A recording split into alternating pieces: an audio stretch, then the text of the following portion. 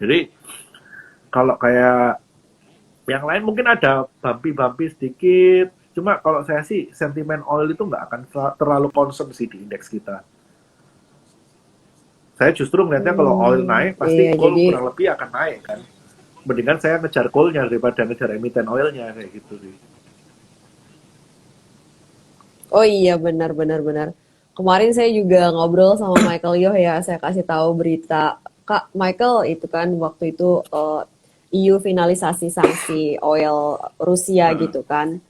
Ya dia advice-nya juga mending kejar komoditi coal-nya, dia bilang gitu mirip sih sama view-nya Ko Bernard. Benar, Thank you. karena Mhm. so far yang kita ketahui di sini kan produksi oil juga nggak gede kan. Dan kita tahu bahwa worldwide itu yang pengganti oil itu kan ada gas dan ada coal. Pasti akan terimpact ya dua komoditi ini, antara gas atau coal. Lah, emiten gas kita sendiri kan kita juga nggak banyak tuh. Kalau emiten gas yang gede cuma Pegas, yang kecil Raja gitu kan. Nah, Mm-mm. kalau yang gede, Pegas juga punya satu ganjelan, dia ini harga gas industri di Indonesia juga di cap gitu kan. Jadi makanya yang saya kejar lalu kalau minyak naik ya pasti lebih ke arah coal dulu sih yang lebih menjanjikan kayak gitu. Oke, itu ya buat teman-teman semua ya. Nah, ini ada pertanyaan cukup menarik nih. Kan sebenarnya terkait dengan amonia, pupuk-pupukan kayak gitu, sentimen di global itu sebenarnya harusnya bisa ngebantu emiten-emiten terkait kayak gitu. Tapi yang kita lihat so far udah cukup apa ya, cukup gerakannya itu bagus. Itu BC ya dari kayak 900-an sekarang udah Yes, 1000 berapa ya, 1000 berapa sih yes, terakhir itu. Tapi 1900. kayak si Esa malah turun gitu kan dari yang Yes, 1400-an malah turun terus terus terus padahal ini saya yakin banyak yang nyangkut sih di Esa ya nggak sih waktu itu kayaknya pergerakannya menjanjikan banget tahu-tahu tiba-tiba koreksi dan masih banyak kayak belum ada indikasi dia akan benar-benar balik arah kembali uptrend lagi kayak gitu loh gimana nih Ko Bernard? ya kalau masalah amonia ini sih saya ngelihatnya gini ya, kalau terutama ESA lah, ESA. Itu sejak di Mm-mm. atas 1250 selalu ada distribusi. Jadi kita kalau melihat ESA ini, saya ngelihat emiten itu selalu dua. Yang pertama fundamentalnya mendukung enggak, yang kedua flow-nya mendukung enggak. Nah, fundamental mendukung, flow nggak mendukung, itu saham nggak akan gerak kemana-mana. Atau malah kalau flow-nya malah negatif, malah cenderungnya malah tertekan turun gitu kan. Jadi tapi saham bisa gerak asal dapat flow walaupun fundamental nggak mendukung tapi nggak akan bisa sustain gitu kan. Nah kalau SI ini saya lihat dia sejak di atas 1250 banyak yang jualan sih. Jadi menurut saya sih sampai sellernya ini reda ya kita baru bisa consider untuk mungkin mau pasang posisi buy atau mungkin average down itu lebih wise sih daripada kita maksain sekarang ngelawan arus ya sedangkan jualannya masih kenceng kayak gitu. Oke, kayak gitu ya teman-teman. Mungkin ada yang masih nyangkut di ESA. Saya sendiri cut loss di ESA, jujur. Jujur li, abis libur lebaran saya cut loss. Karena ya saya merasa bersyukur saya cut loss gitu. Karena ternyata nggak bisa dilawan orang distribusi terus Ya, ya. ternyata kata Ko Bernard ya ya udah teman-teman Yes, yes. ini bukan berarti kalian harus gimana-gimana balikin lagi ke apa yang namanya trading plan masing-masing, keikhlasan, kerelaan masing-masing kayak gitu. Kalau misalnya yang belum masuk mau pantau ya udah tunggu tekanan jualnya selesai dulu kayak gitu ya. Benar. Dan Terus kadang kalau kita yang cut masih di loss, dalam ya silakan dipertimbangkan, bukan menyuruh gimana-gimana keputusan masing-masing. soalnya kan kadang Silakan gini, kok. Oh, kita oh. kita cut loss itu kan bukan berarti kita hilang trust sama perusahaannya. Kita tahu fundamentalnya mungkin masih bagus, tapi mungkin posisi entry kita yang kurang bagus gitu kan. Jadi kita bisa aja keluar dulu untuk masuk kemudian dengan entry yang lebih bagus. Nah, itu kan tergantung dari mental kita juga nih. Ada orang yang bisa in out seperti itu untuk ngatur entry ulang. Ada juga yang memang nggak apa-apa deh, aku daripada nanti jual, nanti masuk lagi juga nggak punya mentalnya. Aku mendingan wait and see, aku mendingan average down. It's okay, semua itu nggak ada yang salah. Dan semua punya, apa ya, punya konsekuensinya masing-masing. Kalau kita mau jual dulu dengan harapan beli lebih bawah, bisa aja habis kita jual ternyata nggak turun malah naik, ya kan? Kalau kita mau average down, bisa aja habis average down turun lagi. Kalau kita mau wait and see, kita makan hati kan gitu kan. Jadi Mm-mm. ya semua itu ada konsekuensinya. Tinggal kita itu lebih prefer yang mana. Jadi nggak ada yang benar atau salah sih. Kayak gitu. Iya, nggak ada yang benar yang dan salah itu. Saya suka banget nih tadi apa wejangan dari Ko Bernard ya. Semoga juga bisa jadi pertimbangan teman-teman. Paling bingung kalau udah ditanya orang yang nyangkut gitu. Kalau Ya, kita yang ngomong kita tukang tegaan, ya. Tapi masa kita nyuruh orang nanti begitu kita suruh begitu ternyata itu sahamnya naik besokannya kan beban mental juga betul. yang ngasih tahu. Jadi balikin lagi ya teman-teman ke masing-masing. Ini pas banget kita lagi bahas temanya begini. Ada yang nanya nih, Ben Allen. Sebenarnya cerita sih. Bolehlah ditanggapin sama Ko Bernard ya. Kemarin sempat beli di SNG, profit cuma sampai 40%-an. Kukira CPO bakal performnya paling telat, tapi sampai sekarang nggak perform banget CPO. Nah, mungkin ini banyak juga yang ngalamin ya teman-teman yang masih pegang CPO. Gimana nih kok? Ya, kalau saya sih, seperti yang tadi saya omong, emiten ini kan terlalu overly regulated. Walaupun dia punya satu poin penting apa? Pemerintah nggak mungkin kill CPO karena itu termasuk sumbang devisa yang cukup gede kan. Makanya begitu kemarin dia di ban untuk ekspor, saya yakin sebulan pasti buka sama kayak coal gitu kan. Di ban ekspor coal pasti sebulan buka karena kita sangat bodoh sekali kalau mau nge-ban untuk ekspor berkepanjangan. Ini mumpung harga bagus kan harusnya jual semaksimal mungkin untuk dapat istilahnya apa ya, kita dapat tabungan sebanyak mungkin sebelum nanti sunset gitu kan.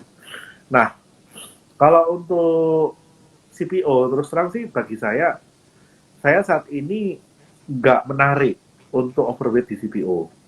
Nah, berhubung sahamnya juga harganya belum turun-turun banget, dan bagi saya sih mungkin banyak yang ngehold CPO juga posisinya antara rugi tipis atau untung tipis nih.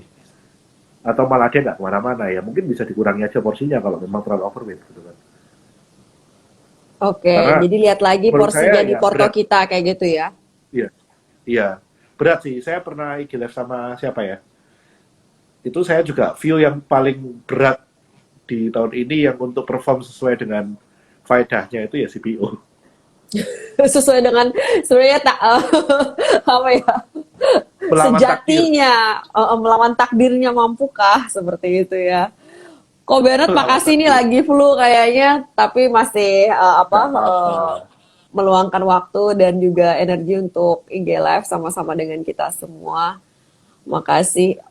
Nah, ini Ketularan anak ini. iya saya juga kok satu rumah lagi pilek. Emang kayaknya lagi begini deh.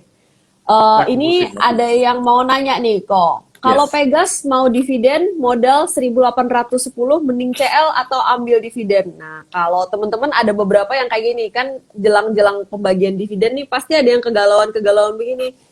Mending jual dulu apa ambil dividen tapi nanti kena dividen trap gitu-gitu gimana nih kok kasih guide-nya buat kita semua nih. Nah, kalau saya sih selalu melihatnya gini ya.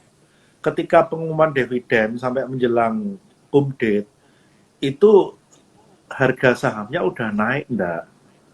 Kalau memang dari pengumuman dividen sampai date dia udah naik lebih dari senilai dividennya, ya itu ada bagusnya mungkin kita nggak usah ngejar gitu kan. Kemungkinan besar itu dividen trap. Walaupun kita sekarang ketolong karena apa? Kita ARB itu cuma 7%. Jadi untuk dividen-dividen yang double digit, most likely dividen trap-nya masih ada sosok. Contoh ITMG. Mm-mm. Itu dapat dividen ITMG sih masih sosok. Terus MMX itu sih masih dapat kembalian gitu kan. Nah, Mm-mm. tapi kalau untuk dividen-dividennya nggak sampai double digit, ya bagi saya sih apalagi kalau dia dari pengumuman dividen sampai kumdet itu naiknya udah melebihi nilai dividennya, ya pasti nanti setelah kumdet turunnya akan lumayan senilai dividennya at least. Contoh Timah. Timah itu dari pengumuman dividennya kan 1.700-an. Sampai kemarin kumdet kan di 1.985. Ya at least dia akan turun sampai 1.910 lah. Karena kan dividennya Rp75. Which is untuk Timah secara teknikal juga masih oke gitu kan. Nah, kalau Pegas kita sekalian lihat dulu deh Pegas itu seperti apa nih. Karena ambilannya kan juga cukup tinggi ya. Di posisi-posisi menjelang all time high this year ya. Ya, yang ditakutin sih kalau ini dividen berapa sih bekas? Dia sih ada gap gede ya ke bawah. Saya takutnya dia nutup gap ke bawah itu aja sih. Kalau saya sih, kok nggak salah ingat bekas ini dividen nggak terlalu gede. Kalau saya sih nggak akan ngejar dividennya ya. Kayak gitu. Jadi kembali lagi lihat teknikalnya. Kalau memang merasa salah posisi ya perbaiki posisi aja. Oke. Nah, saya mesti buka chart ini kayaknya nih. Banyak yang nanya emiten. Iya, sebenarnya masih ada beberapa yang saya mau nanya sih kalau semen-semenan. Kemudian di setiap sektor pemenang tuh kan pasti masih ada saham emiten yang ketinggalan. Contohnya nih sektor transportasi dan logistik, saham kapal-kapalan kan, wah temennya udah kemana-mana, tapi masih ada yang masih di situ-situ aja. Yes. Nah, daripada ngejar yang udah tinggi, apa kita bisa masuk ke temen yang ketinggalan ini, tapi ternyata temennya juga kok nggak jalan-jalan ya, kayak gitu. Nah, gimana nih kok? Ya, seperti yang tadi saya info, kan kadang kita mikir satu sektor jalan, semua bakal jalan kan. Istilahnya ada istilah gini, wah kalau sektoralnya lagi in, sampai setai-tainya pun akan jalan gitu kan. Tapi saya sebenarnya Iya, nih pertanyaannya saya tampilkan di situ. Oke. Lanjut kok. Saya sih sebetulnya nggak sepemikiran bahwa ketika sektornya jalan itu sampai setai-tainya semua bakal jalan. Karena kita lihat juga mendukung nggak sih dia secara fundamental untuk jalan. Nah, kita harus lihat sentimennya kayak kapal-kapalan nih jalan. Oke, karena dia punya kontainer naik gede, naik tinggi gitu kan. Sebenarnya udah reflect di income juga. Nah, yang belum jalan itu kenapa? Kita harus lihat dong. Contoh kayak Sochi, itu ada kendala apa sampai dia nggak dapet flow sama sekali gitu kan. Dari segi hutangnya kah mungkin banyak, atau mungkin barang di pasarannya banyak yang nyangkut di repo kah, atau apa ya. Itu kan kita harus tahu juga kan, kondisi setiap emiten ini kan beda-beda. Nah, di satu sisi kita juga harus tahu nih bahwa kayak sektor transportasi ini kan cyclical ya. Harga kontainer ini nggak selamanya kali 3 kali 4 seperti beberapa bulan terakhir ini kan, actually hampir setahun ya. Ketika semua udah normal kan mereka juga pasti akan align lagi kan. Nah, ketika mereka align itu pasti akan menghasilkan apa? Akan menghasilkan laporan keuangan yang sekarang udah high base untuk terkoreksi gitu kan. Nah, menurut saya sih kalau kayak gini main momentum gitu. Jadi jangan bingung untuk oh sektornya udah jalan, saya mau cari apa nih yang belum jalan. Oke kalau masih cycle awal. Tapi kalau udah cycle-nya seperti sekarang, ya most likely yang nggak jalan itu akan ikut turunnya dan ikut naiknya. Nah, itu dia risikonya ya. Semoga membantu teman-teman semua dalam menganalisa saham-saham incaran. Kemudian nih ada beberapa yang nanya nih. Yang nanya PTBA besok Senin X-date katanya. Berarti juga ya siap-siap aja ya cepet-cepetan OLT ya teman-teman. Berarti tergantung harga beli juga nggak sih? Kok PTBA emang gede kan ininya dividennya? Iya. Ya coba lah. PTBA ini relevan kayak saya nyimpen ITMG lah. Saya punya ITMG dari harga 9.800 gitu kan. Terus waktu dia bagi dividen 3.000 perak di harga 28.000, dia mau koreksi 3.000 ke 25.000 ya bagi saya no problem gitu kan. Nah, kembali lagi kita itu beli PTBA karena apa? Karena kita ngincer dividennya, ya menurut saya harus siap mentalnya ya. Karena sejak dia pengumuman ini dia dari 4.100 ke 4.600. Saya nggak bayangin aja kalau yang beli di 4.600 hanya untuk ngejar dividennya. Ya harus siap kebanting sih, harus siap dividennya BEP. At least kan ada keuangan dividen kan menurut saya. Ya tetap aja modalmu dikurangi dividennya berapa. Nah, kalau dari technical PTBA harusnya sih ya, harusnya mungkin 4.100 kali ya setelah dividenan. Oke, seperti itu ya. 4.000 sampai 4.100. Makasih Ko Bernard. Ini di kolom komen so sweet banget ya teman-temannya pada bantuin jawab ya. Ada yang tadi bantuin ngasih data soal dividennya berapa, ada yang ngasih tahu soal akumulasi foreign flow. Makasih ya teman-teman saling bantu ya teman-teman yang lain ya. Thank you. Yang ayam-ayaman tadi udah dibahas ya. Nanti tinggal nonton ulang. Kita akan save IG live-nya. Wah, banyak nih yang nanya saham-saham sempat ngebut, kemudian tiba-tiba koreksi. Ini kita jawab deh nanti belakangan. Oke, kita jawab dulu. Semen-semenan gimana nih? Semen-semenan nih, Ko Bernard. Semen ini sebetulnya by fundamental agak berat selama harga coal-nya nggak balik normal ya. Kecuali ya salah satu yang kemarin katalis untuk semen Gresik naik kan karena dia diprioritaskan untuk dapat DMO kan, jadi dapat coal di harga 90. Tapi bisa seberapa banyak gitu kan dia bisa dapat coal di harga sekian. Jadi threat-nya dari semen-semenan ini tetap harga coal yang tinggi itu mereka untuk clinking semennya cost-nya mahal. Dan di satu sisi belum tentu mereka bisa pass on karena ketika mereka pass on ke harga akhir belum tentu volumenya bisa bertahan karena saat ini itu kok nggak salah ya harga bahan bangunan kalau kita mau bangun lah harga bangunan itu per 1 meter perseginya udah naik 30-40% ya. Yang dulu mungkin masih ketemu sekitar 3 juta per meter, sekarang udah 4,5 juta sampai 5 juta itu finishing semen abu-abu gitu kan. Jadi naiknya udah signifikan sekali. Jadi belum tentu dengan mereka naikin harga semen bisa keserap juga kayak gitu. Nah, dengan naiknya harga bangunan ini sebetulnya satu chance juga untuk salah satunya emiten properti itu yang punya banyak ready stock.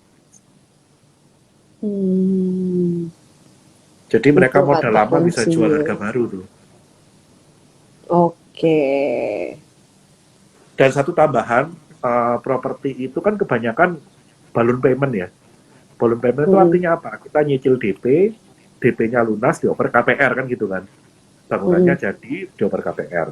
Nah, penjualan yang meledak dari emiten-emiten properti itu terjadi kalau nggak salah di Q3, Q4 2021. Itu penjualan Mm-mm. emiten properti itu bagus semua.